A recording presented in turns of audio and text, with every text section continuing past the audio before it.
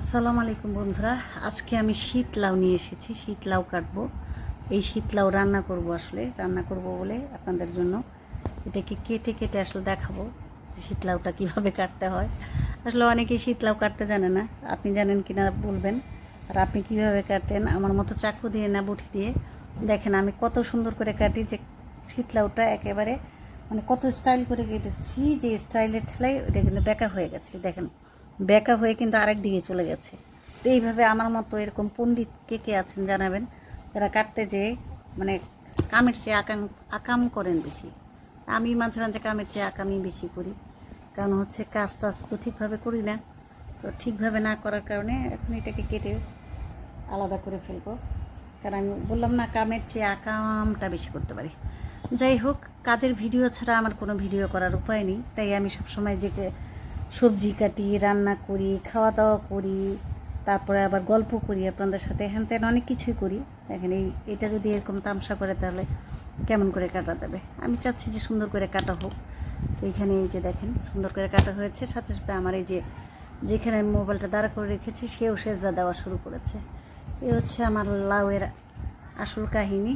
যাই হোক, আমি এটাকে এখন এটার ছালটাকে ভাজি করব বলে আমি কিন্তু একটু আলাদা করে কেটে নেব।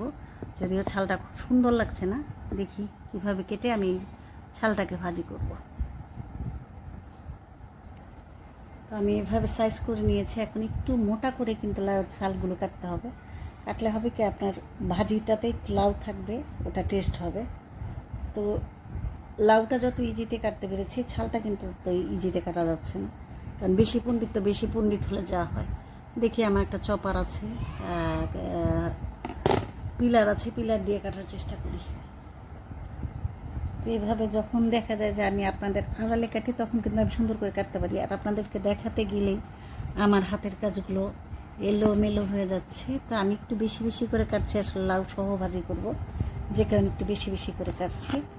এটাকে এরকম করে আপনারা ভাজি খেয়েছেন কিনা জানাবেন, কারণ আমার কিন্তু এটা আবার ভালো লাগে। লাউয়ের ছাল ভাজি অনেকেই খায়, আর অনেকে খায় না, আমি সেটা জানি না কারা কারা খায় না। আমাদের মতো যারা টিপিক্যাল বাঙালি তারা কিন্তু খায়। উনি আবার খুটুস খুটুস করছে।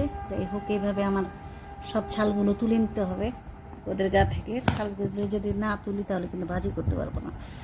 যাই হোক, ছাল তুলে তুলে ভাজি করা কি আরাম। এভাবে যদি মানুষের ছালগুলো তুলে নেওয়া যেত আর একটু হলুদ মরিচ মাখিয়ে দেওয়া যেত, তাহলে কত মজা হতো, তাই না? যাই হোক, আর পুরোপুরি ভিডিওটা দেখাচ্ছি না, কারণ এত অনেক লং হয়ে যাবে।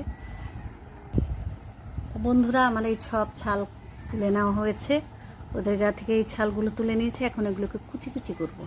তো কুচি কুচি করার আগে আমি আপনাদেরকে বলছি কেমন করে এগুলোকে রান্না করবেন, নিশ্চয়ই জানেন। তা আমার কাটা কোটা অত ভালো হয়নি আসলে, কি যেভাবে বলেন না কেন, বটির কাটা অন্যরকম থেকে আর চাকুর কাটা অন্যরকম থেকে। যাক, আমার মতো করে এইভাবে সুন্দর করে আপনারা এই লাউয়ের ছালগুলো তুলে নেবেন আর ভাজি করে দেখবেন, অনেক মজা লাগে। তো ভালো থাকবেন। আমার এই ছাল তোলার ভিডিও যদি আপনাদের ভালো লেগে থাকে, তবে লাইক কমেন্ট শেয়ার করে পাশে থাকবেন। খোদা হাফেজ।